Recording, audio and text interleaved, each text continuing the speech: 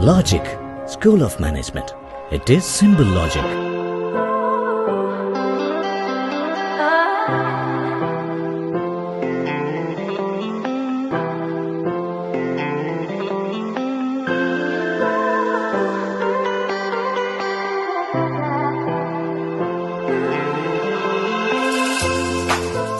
Welcome to another episode of Logic School of Management presents Business Sense. It is business and essence. So that is business sense combined together. This is an entrepreneurial conversation happening during COVID times. I am S.R. Nair-Mentor Guru. Great. Today we have a very interesting guest, an entrepreneur par excellence, a very innovative person, and he is none other than Ajay George Varghese. Ajay George Varghese is a CEO, Managing Director of Bipha Drugs Laboratories Private Limited. He is also the Director of Bipha Hotels and Resorts and Bipha Biosciences, among other ventures that he and his family has. Ajay is a graduate and postgraduate in management. In both the graduation and postgraduation he has done in management. He has been part of Bipha Drug Laboratory for more than 16 years, and he actually controls the destiny of this organization. I have a fairly good connect with Ajay over the last 10 plus years through our organization called TIE, the Indus Entrepreneurs Kerala chapter. And Ajay is also quite prominent in other fields such as CIAP and his industry organizations. And the contribution of Ayurveda, that is his organization, I said the sector under which his organization comes, has been delivering human services during these COVID times also, and that is something that is we noticed with a lot of obligation and gratitude. Ajay, we start. Yes, please. Welcome to Business Sense, Ajay. Thank you so much, sir, and thanks for that wonderful introduction. I think you know more than I know about myself. Thank you for that. That's good. Right now. Ajay, one thing that I see in Bipha is that, the innovations, particularly in the innovations in communication, the innovations in packaging, the innovations in approaching the market, and the innovations in the market channel that you had actually brought down. See, among these far too many Me Too products that is happening within the country and of course within the state, because Kerala is they call it a Etilam of Ayurveda. So being here, but you always, Bipha always stand apart. Now, would you be able to tell me as to how you have been able to do this innovation and what prompted you to look at for being different? Yeah, sure. Thank you for that. I think, sir, primarily, I think, every innovation, if you look at it, it is born out of a need. Yes, so essentially, Bipha, as a company was founded in 1929, it has always been an innovative company. Yeah. So it has been always a child of situation and challenges that it has been posed with. Yes. And when we started in 29, the founder, I'm on the third generation, and the founder himself was very innovative. He was never a conventional man. He always looked beyond times, and he always was enthused by doing new things, doing things which was ahead always. So in fact, that's been the DNA of this company. So primarily the DNA of the company was made out of that.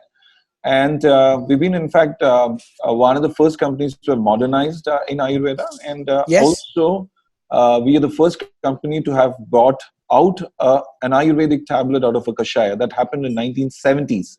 Oh, that's great. That's great. Will you tell something? Because converting a kashaya into a tablet is a very difficult proposition. How was that achieved, Ajay? Yeah, I think because, we in fact, we were manufacturing, like every other Ayurvedic family in India, in Kerala. Yes.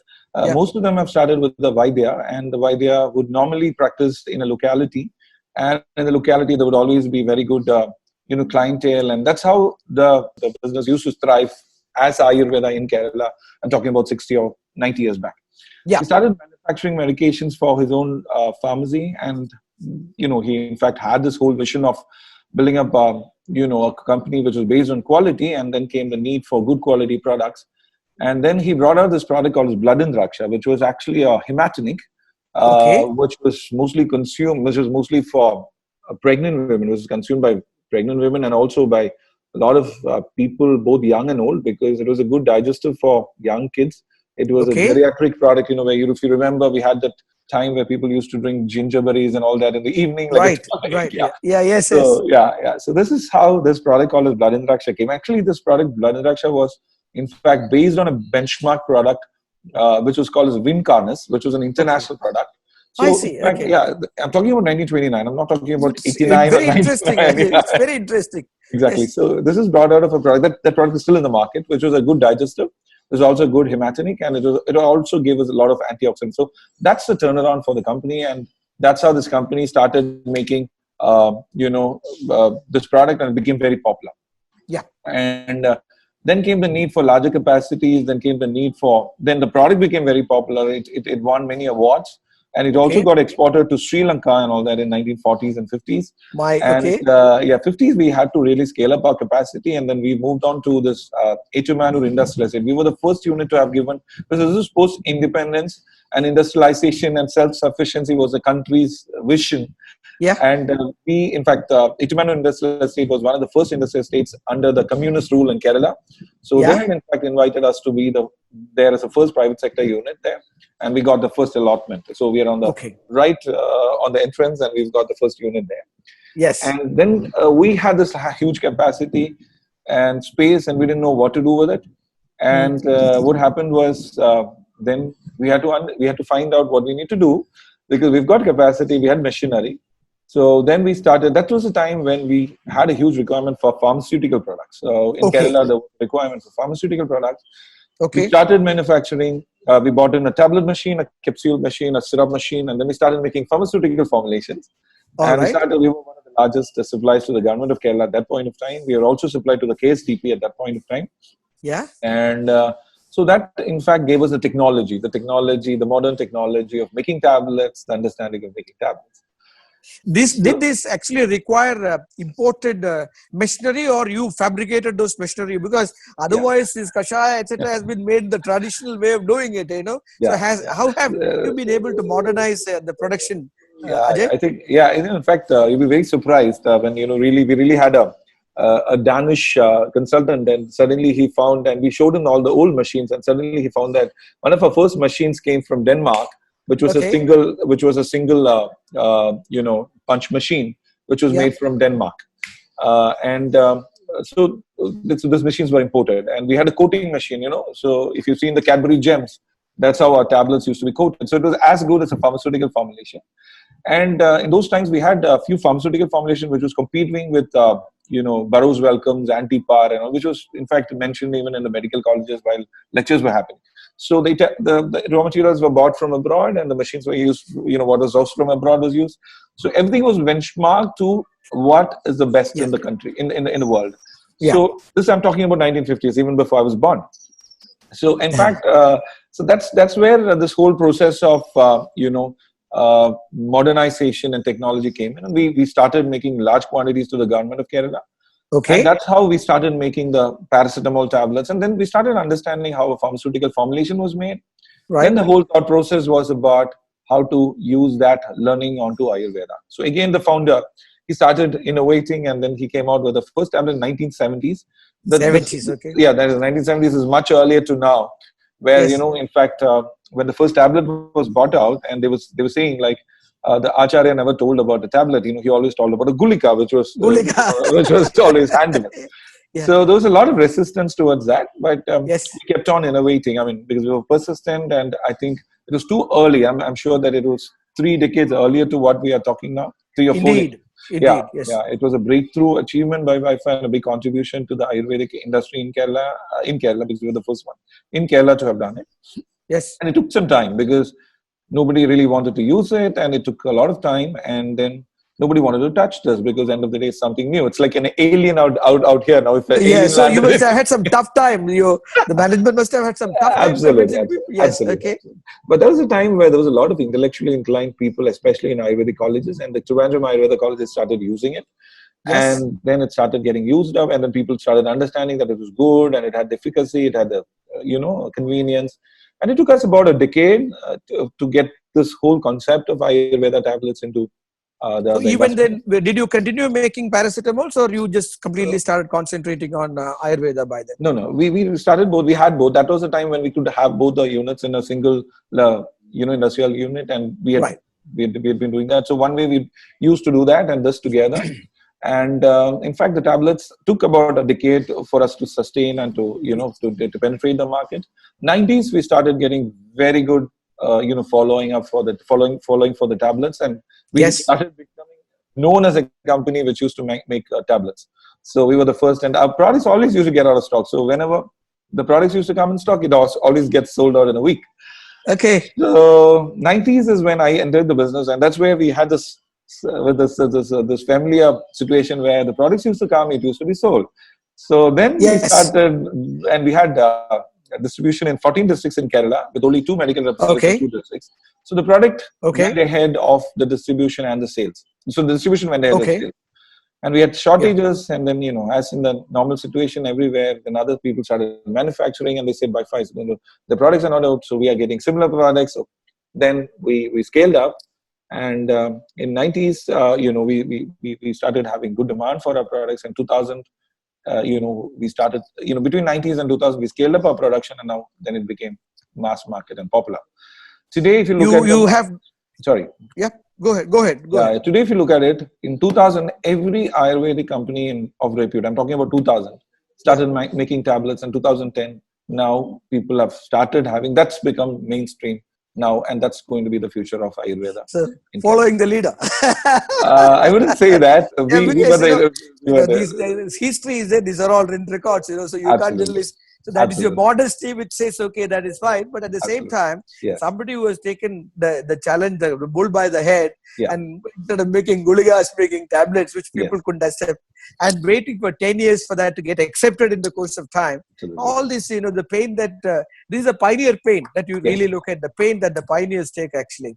But then you withstood that, So how many production units you have now, or it's still all concentrated in the same place, or you have multiple production units now happening? We have about, now we've actually gone out to 3 units. And now basically we manufacture the tablets and all that. And we have 3 units in Kottayam itself, and that's where we manufacture all our formulations. Ajay, something that, everybody, when they travel out, of course, these days, travel is not happening. You go into any international airport within Kerala and many outside. So you have actually nicely, there is a Bipha counter. Okay. Now I'm sure, because having a sale unit inside an airport itself is a very costly proposition. It is by no means easy to be achieved. But then we saw this coming up, and you were one of the first to had come in that area. And how is that actually? What sort of a reception has this unit faced, and how is these channels working now for you? See, the fact is actually, again, like I said, every opportunity is born out of a pain, or a pain is when a new opportunity was. So when I had come into the business, I've started, scaling up the production, and I've put up the sales people across Kerala, Tamil Nadu. So, in fact, we came on a situation where, we had a lot of these products, and most of these tablets for lifestyle disorders like blood pressure or diabetes, or cholesterol. So I used to always have constant fights with my salespeople. I said, if you take the total percentage of people who are diabetic in Kerala, we would be like a billionaire company, $1 billion company. So there's always, then you start realizing that there was this big gap between supply and demand, between need and delivery. So there was a big gap. So when I started realizing that, a lot of these people who got these lifestyle diseases are urbanized, are fully mobile people. Trends were changing. The modern, so we always started becoming busier and busier. Our health getting a higher toll, and post liberalization, I think the economy grew. We had higher incomes and all that.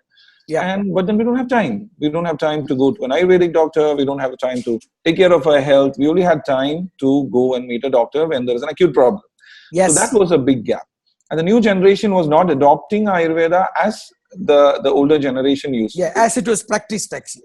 So because Ayurveda was a part of the legacy, part of history, part of tradition in Kerala. And this was part of our life. It was part of what we consumed. It was part of what we believed. It was part of what we took for granted. But disconnect was slowly happening as India started liberalizing. We were slowly drifting towards a westernized Yes. westernization, our lifestyle started becoming more westernized, and we never had time for ourselves. And we didn't take time to go and meet up with an Ayurvedic doctor, or we forgot how to take care of ourselves. This Indeed. was happening Indeed. very Yeah. slowly, but from 90s it was happening because the economic growth was more, and we had less time for ourselves. Yes.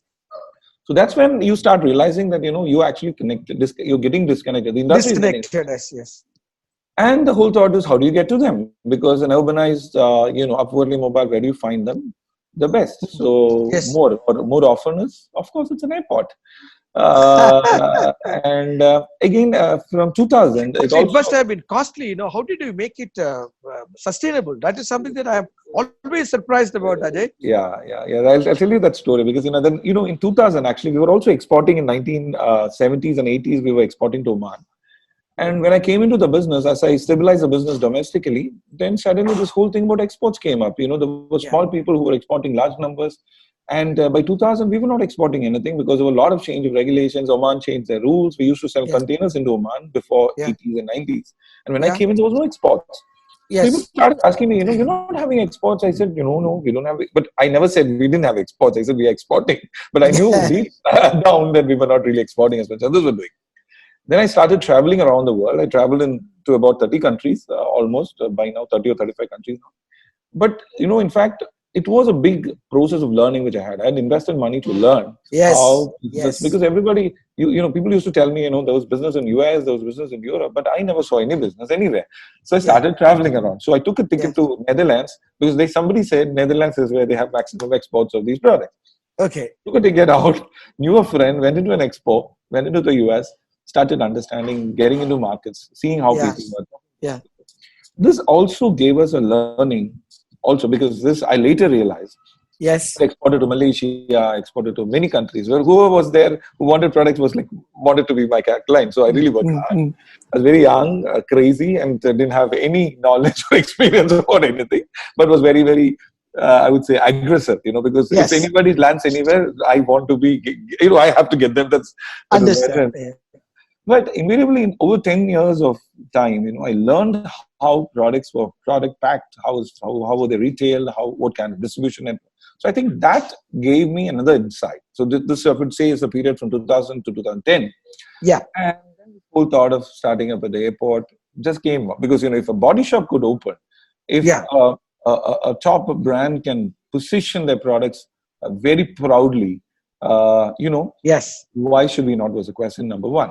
Second was, you look at the image of an Ayurvedic store, I'm saying 10 years back, that shop at the corner, which is normally brown in color, which would be dusty, and it's unglamorous. So who would want to go there? Yes. So that's the whole concept where I said, I need a white shop. I need everything as clean as what it could be, and I need to present it as best as it is possible. Yes. And I took the whole model of a body shop. I said, I want to be the body shop in Ayurveda kind of. Okay. Partly, I would say your inexperience or your lack of knowledge, but then you wanted to do. You don't want to be second best, or you want to be pegging on the best. I didn't want to look at what Himalaya did. I wanted to look at what is the best or who's the best. Yes. And that is when I went to Kottayam Airport.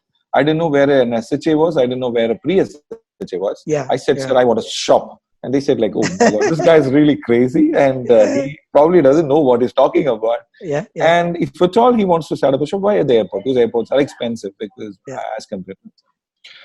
Then I said, I talked to them. I had many round of discussions, and they found that this guy is definitely crazy, but somewhere he has something which he talks might work.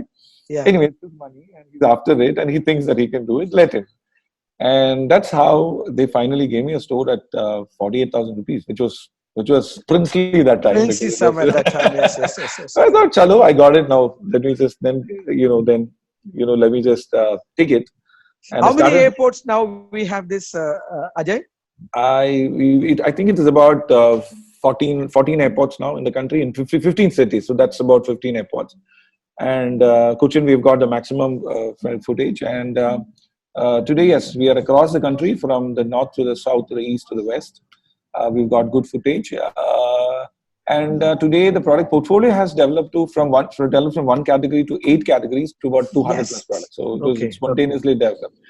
So from 2011, it's almost been 9 years now, and I think we've grown a lot. We've learned to be uh, consumer oriented. We understand the Okay, consumer okay. today. We understand the pain. We understand their need, and we try always as best Great. as possible to scale to Yeah, them. three generations of innovation, and that what continued in your organization is that innovation, the DNA of the innovation, and Absolutely. that and what you have displayed is a never say die spirit. You know, you say that okay, come what may, we'll see. Let's experiment. You know, which is experimentation is always risk, but you Yeah, were willing to take that, absolutely. and then much more than that. You know, we used to call that gemba in management in Japanese style. Gemba means at sight. Yeah, You traveled out to see how things are there, yeah, how does the consumer receive it, yeah. and then everything. I think it's very evident. Congratulations, we are very proud of you for Thank displaying you. Kerala and the Kerala products across, including Thank you. airports and outside. Yeah. But Ajay, we also have this challenge of Ayurveda not being considered as a medicine across most of the places. It goes as food supplements and things like that. So when will we be able to get that level of global recognition that look, Ayurveda also has products which is medicinal in nature? So what do you think about that? What is your take on that? I think one of the aspects which I feel is Ayurveda is very much a known term across the world today, because after the post Narendra Modi, Absolutely. place, I think yoga has already become universal now, and Yeah. Ayurveda has been talked about in the international sphere. See, there are large levels of trade related undercurrents that is actually not letting Ayurveda grow. But the Yes. positive side of Ayurveda is today, at least from a consumer perspective, if you look at the consumer base, Ayurveda has started, penetrating into the roots of the global population, where the belief is really, really very strong, and it's Yes. penetrating deeper than even the governments or the other lobbies would like it to be done. It's been suppressed, is how I would say it, by larger forces. I wouldn't want to go on to which and what of that, but that's the real factor behind why it's not getting mainstream yet. The other factor is how we as Indians have perceived this, how we as Indians understand it.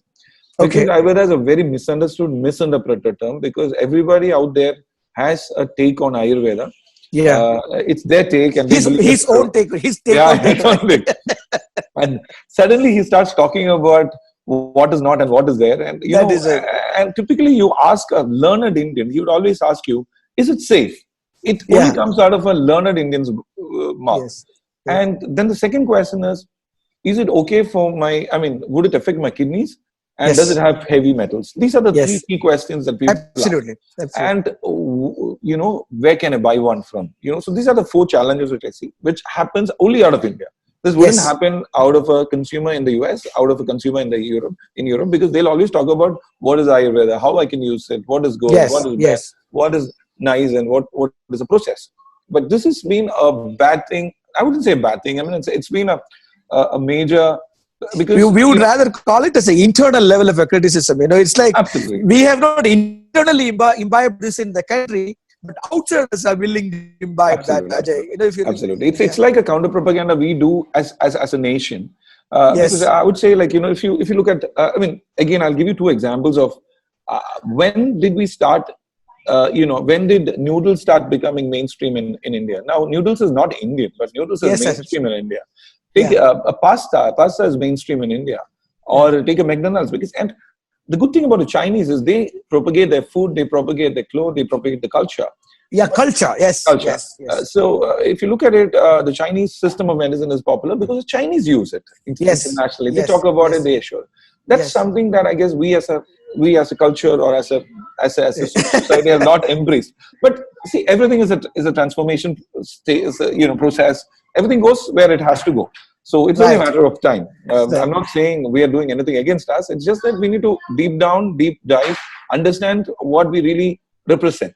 Probably Yep. we are a I bit understand. confused. We Yes. are a bit Yes. confused because we've always been a underdeveloped country. We became developing, and suddenly you become a developed country. So you start to realize your own identity. Ajay, also, I think we have some sort of a colonial mindset also. You know, that is also To an there. You know, the 200 years of, see, can you imagine the cotton that we made here was taken to Manchester and made into Yeah. cloth, and we bought it 500 times, Absolutely. 500% cost. Actually, that Absolutely. colonialism is already, that inflicting is still happening, I believe. Okay. Yeah. Ajay, now I want to take a little view on, see, in this COVID times, Ayush, particularly Ayurveda part in the Ayush, had been very, very prominent. In fact, Arogya Setu, etc., that is the Prime Minister's, Prime Minister always recommends that we should use as an app, mobile app, etc., has lots of Ayurveda level of prescription that they say you use it actually. So how is it helping the cause? Is it actually getting a higher level of recognition, or people to like the Prime Minister's office saying that use this? Is it helping the cause? Yes, absolutely. See, I think, in fact, Ayurveda was nowhere in the picture in the last first 2 weeks of COVID, because it took some time for the bank and it took some time for the bank to penetrate into the minds of people. And suddenly after 2 weeks, we all got together and said, hey, where do we stand? Where are we? And I think everybody was under a shock, and it took us 2 weeks to realize it. Then came the realization of what we could do and what we should do and what we can do. And then came the whole discussion and the process of discussion and the question of interfacing and interacting with people. And suddenly it started becoming mainstream. Because I think that's what I said. I mean, it was a matter where we got struck. Everybody got struck. And you need to, there's a recoil to it. And post-recoil, you need to get up and start running. Because it's like a razor. That really happened. It happened, and it went over well. And the coverage was much better. Absolutely, absolutely. There was a lot of interfaces, especially. See, that's what I mean. Deep down in on a cultural, on a traditional level, we're all connected to Ayurveda. We're all connected to our basic fabric. The only thing is we need to reconnect and put that fabric back in place so that we all start realizing what is deep down. At the same time, that Ayurveda also has to embrace that modernity. And that is exactly what organizations like Bipha has done it. Yeah, absolutely. If you really look at it. If you're asking me, Ajay, to take a kashaya by this time, with this sort of patya to go around, I may not actually be doing it. 100%. But then you made it in the tablet, say that, like 1:1:1, 3 times a day, that sort of a thing. That is when the modernity of our practice also has helped the cause. Absolutely. Ajay, I have 2 more questions before we wind up. One question is, you're a medical person in the sense that you come from a very traditional medical family, and lots of what we say as COVID and the microbes and virus, etc., had been understood by those people indifferently, but it has always been in understanding. So from perspectively, if you really look at it, this COVID, so do you think that we will suffer more, or this too will pass? Will we be able to surmount COVID over a period of time? What do you think? What is your take? I feel COVID is going to be a part of our lives, number one, because I guess definitely we need to be cautious and we need to take all precautions that are being mentioned about it. I feel it's as a responsible society, we can only do 2 things. One is to take care of ourselves and ensure that others around us are also taken care of by following what we could best do. You cannot probably, what you can do is you can prevent. So I think that's where Ayurveda also comes in. Ayurveda always propagated about a good lifestyle. Ayurveda always talked about immunity. Ayurveda also always talked about following practices. I think that also we've forgotten, but that's fine. Everybody else has forgotten too. So there's nothing that we did wrong that others are not doing. Ajay, I think when I was going through a definition of health by World Health Organization, which is nothing but a UN organization, and the definition of health in Ayurveda, they're synonymous. You must have noticed that, it is actually the well-being. Absolutely. It is a question of diseaselessness, Absolutely. both mind as well as other faculties put together. And that's exactly what is described in Ayurveda too. Absolutely. I think the fundamental understanding of the principal philosophy of Ayurveda reverberates in the health, it very much so, even if it is modern medicine. Actually. I fully Ajay, one large question I have, because we have this time slot of 30 minutes, is lots of innovation, lots of thinking, lots of daredevilness, lots of never say dying spirit. All that has been actually displayed by you and your organization. So what is your advice to young startups and young organizations and early organizations on how do you advise them to go about in life, in business? I would say, life actually doesn't give everybody opportunities all the while.